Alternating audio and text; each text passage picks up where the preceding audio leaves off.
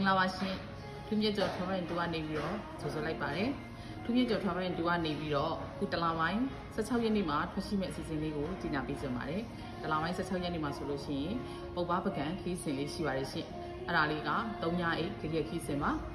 ပုပ္ပပကံခီးစဉ်လေးက16ရက်နေ့ညနေမှာစတင်ထွက်ရှိပြီးတော့19ရက်နေ့ညမှာရန်ကုန်ကိုပြန်ရောက်ပါဖြစ်ပါတယ်ရှင်ဒီခီးစဉ်လေးမှာပါဝင်တဲ့ဟာလေးတွေကိုမွာကပြပြပေးမယ်နော်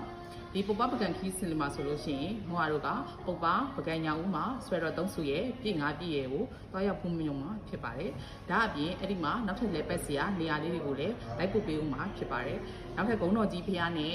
သမီးကမောက်ကိုလည်းလိုက်ပို့ပေးမယ်အပြင်စိတ်ညစ်ညီမဖျားကိုလည်းလိုက်လံပို့ဆောင်ပေးမှာဖြစ်ပါတယ်ဒီအစီအစဉ်လေးကစားတိန်ရင်အစီအစဉ်လေးဖြစ်ပါတယ်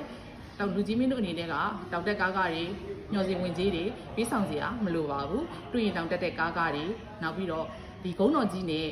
ဒီနတ်သမီးကမောက်ကိုသွားတဲ့တဆင့်သွားကားကားလေးတွေညော်စီဝင်ကြီးလေးတွေကလည်းအားလုံးနဲ့ပါဝင်ဖြစ်ပါတယ်ထမင်းကလည်း6နဲ့ကျွေးမှာပါရှင်အစင်းမြင့်ဟိုတယ်မှာ2ညတာတက်ကိုရပြီးတော့အဲ့ဒီဟိုတယ်မှာလည်း breakfast buffet 2ရက်စာပါဝင်ပါတယ်နေ့လည်စာအနေနဲ့မော်ရီတွေက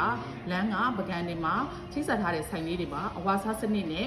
နေ့လည်စာကိုကျွေးမွေးပြီးတော့ဒီနာကိုတော့ဟိုတယ်မှာပြန်ပြီးတော့ကျွေးမွေးမှာဖြစ်ပါတယ်အားလုံးကအဝါစားစနစ်ဖြစ်ပါတယ်အစိမ့်မြင့်ဟိုတယ်မှာ2ညတာတက်ကိုပြီးတော့မော်ရီရဲ့ဒီပုပ္ပပကံခီးစင်ရဆိုလို့ရှိရင်တအုပ်ကို2သိန်းနဲ့2000ခွဲချက်ကျတဲ့မှာဖြစ်ပါတယ်အရန်ကိုဈေးတန်ပြီးတော့တက်တောင့်တက်တာနဲ့သွားရမယ်အစီအစဉ်လေးဖြစ်တဲ့အတွက်ကြောင့်မို့လို့လူကြီးမင်းတို့အနေနဲ့ကဘူကင်လေးတွေပြပြကြီးအမြန်လေးလက်မှတ်လေးတွေယူထားကြဖို့အတွက်တိုက်တွန်းအပ်ပါတယ်ထူးမြတ်ကျော် Travel and Tour ရဲ့ Facebook page နဲ့ Viber channel လေးကိုဆက်သွယ်ပြီးတော့ဒီခီးစဉ်လေးကိုဘူကင်ယူလို့ရနေပါပြီเนาะ16ရက်နေ့ညနေမှာထွက်ရှိပြီးတော့19ရက်နေ့ညမှာရန်ကုန်ကိုပြန်လဲရောက်ရှိမှာဖြစ်ပါတယ်ရှိအားလုံးကိုကျေးဇူးတင်ပါတယ်